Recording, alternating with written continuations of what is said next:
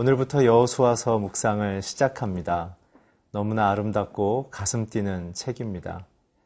여호수아서를 묵상하면서 두 가지만큼은 꼭 놓치지 않았으면 좋겠습니다. 첫 번째, 하나님은 신실한 사람을 통하여 자기의 뜻을 이룬다는 것이죠. 우리 모두가 그런 하나님의 사람으로 부름받았으면 좋겠습니다. 두 번째는 하나님은 그의 백성을 약속의 땅으로 인도하신다는 것입니다. 오늘 우리 모두가 그러한 신실한 사람으로 부름받고 우리의 각자의 인생이 하나님이 주신 아름다운 약속의 땅으로 인도함 받는 그런 복된 묵상의 주간이 되기를 주님의 이름으로 축복합니다.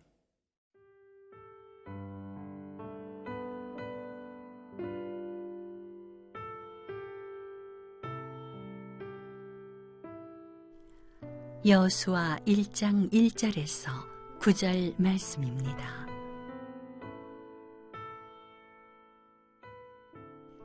여호와의 종 모세가 죽은 후에 여호와께서 모세의 수종자 눈의 아들 여호수아에게 말씀하여 이르시되 내 종 모세가 죽었으니 이제 너는 이 모든 백성과 더불어 일어나 이 요단을 건너 내가 그들 곧 이스라엘 자손에게 주는 그 땅으로 가라. 내가 모세에게 말한 바와 같이 너희 발바닥으로 밟는 곳은 모두 내가 너희에게 주었노니 곧 광야와 이 레바논에서부터 큰 강 곧 유브라데 강까지 해쪽 속의 온 땅과 또 해지는 쪽 대해까지 너희의 영토가 되리라. 네 평생에 너를 능히 대적할 자가 없으리니 내가 모세와 함께 있었던 것 같이 너와 함께 있을 것임이니라. 내가 너를 떠나지 아니하며 버리지 아니하리니 강하고 담대하라.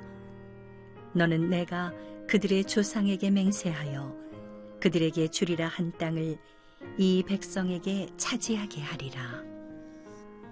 오직 강하고 극히 담대하여 나의 종 모세가 네게 명령한 그 율법을 다 지켜 행하고 우로나 좌로나 치우치지 말라. 그리하면 어디로 가든지 형통하리니 이 율법책을 내 입에서 떠나지 말게 하며 주야로 그것을 묵상하여 그 안에 기록된 대로 다 지켜 행하라. 그리하면 네 길이 평탄하게 될 것이며 네가 형통하리라. 내가 네게 명령한 것이 아니냐. 강하고 담대하라. 두려워하지 말며 놀라지 말라. 네가 어디로 가든지 네 하나님 여호와가 너와 함께 하느니라 하시니라. 여호수아서는 하나님의 열심과 하나님의 그 사랑이 그의 백성 가운데 어떻게 인도되어지는지를 말씀하십니다. 1절을 읽겠습니다.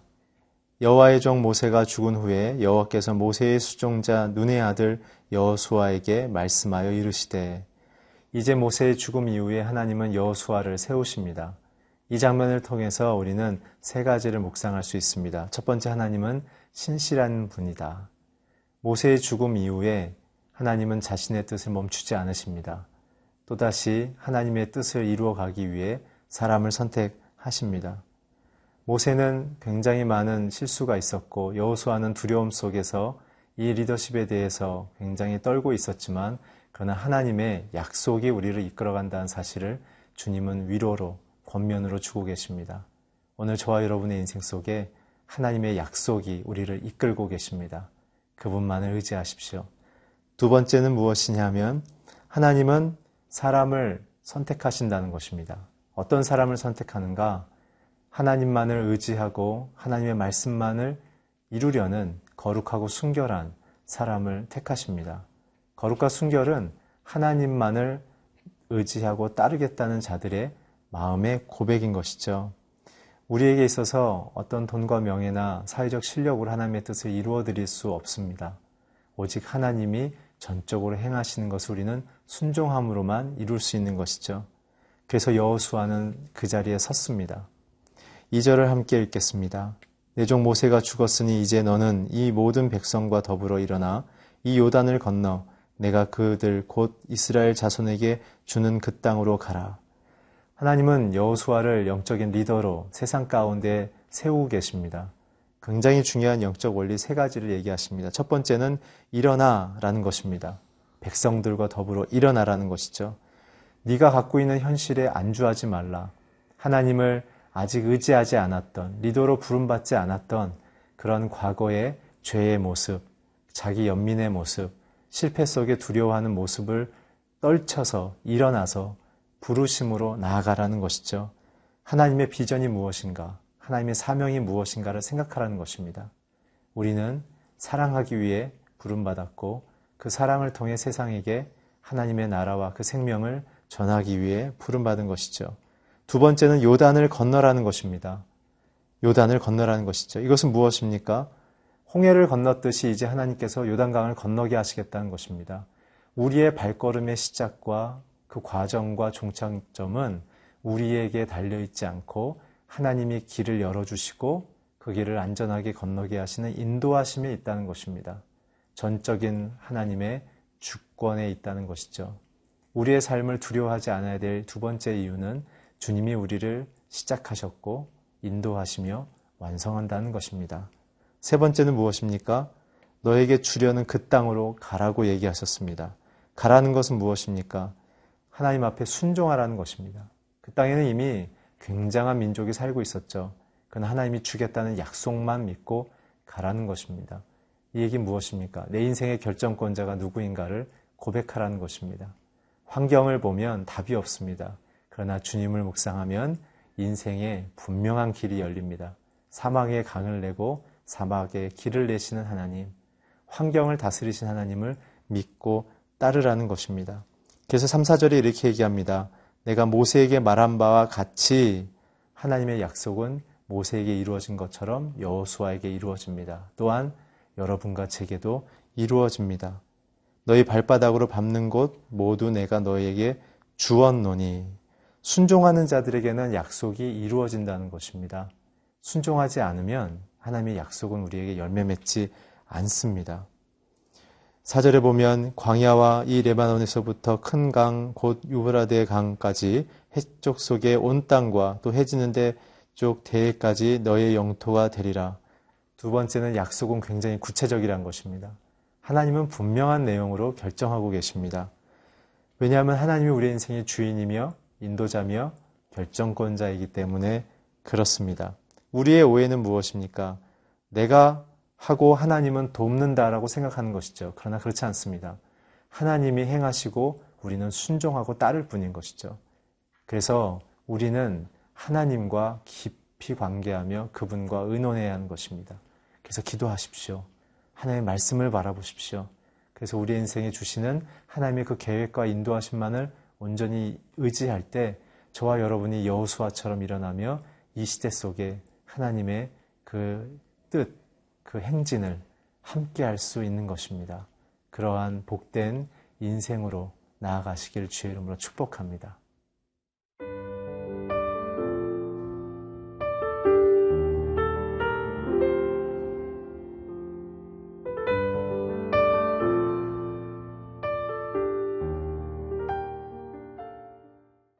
여호수아는 자기의 경험과 능력밖에 부르심을 받고 있습니다.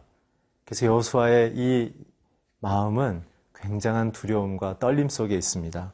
우리 5절과 6절을 함께 읽겠습니다. 내 평생에 너를 능히 대적할 자가 없으리니 내가 모세와 함께 있었던 것 같이 너와 함께 있을 것임이니라. 내가 너를 떠나지 아니하며 버리지 아니하리니 강하고 담대하라.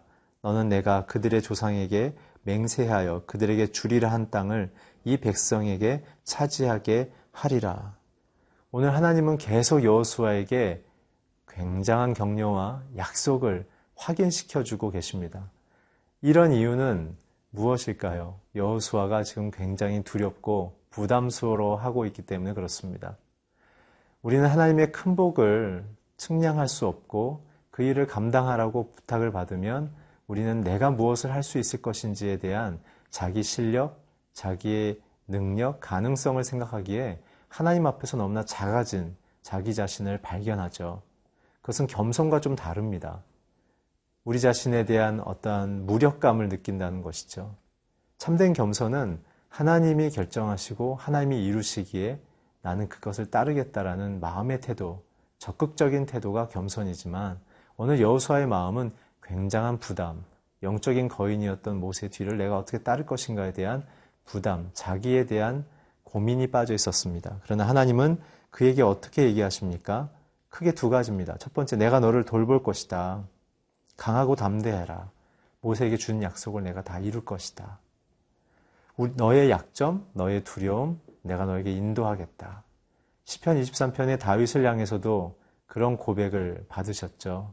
하나님께서 나를 푸른 초장과 실만한 물가로 인도하셨고 내 영혼을 살리셨고 내가 실수해도 자기의 의의 길로 하나님은 나를 끝까지 인도하셨습니다. 라는 다윗의 평생의 고백을 받으신 것처럼 모세에게도 그리고 여호수아에게도 하나님은 한 번도 떠나지 않으시고 그들의 길을 약속의 땅으로 인도하고 계십니다.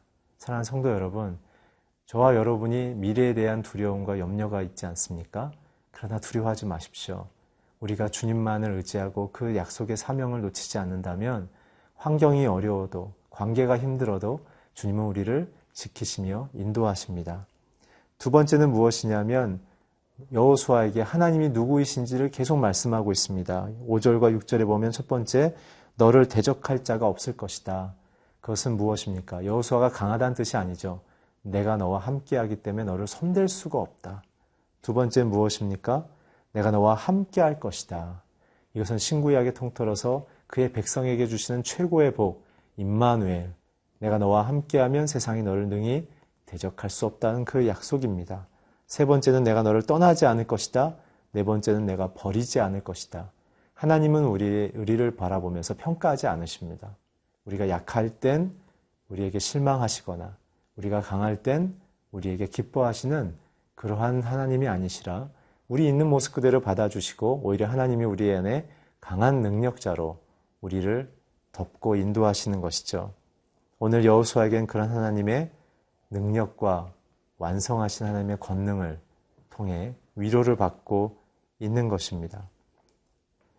7절과 8절을 보면 이런 말씀이 있습니다. 오직 강하고 극히 담대하여 나의 종 모세가 내게 명령한 그 율법을 다 지켜 행하고 우로나 좌로나 치우치지 말라. 그리하면 어디로 가든지 형통하리니 이 율법책을 내 입에서 떠나지 말게 하며 주야로 그것을 묵상하여 그 안에 기록된 대로 다 지켜 행하라. 그리하면 내 길이 평탄하게 될 것이다.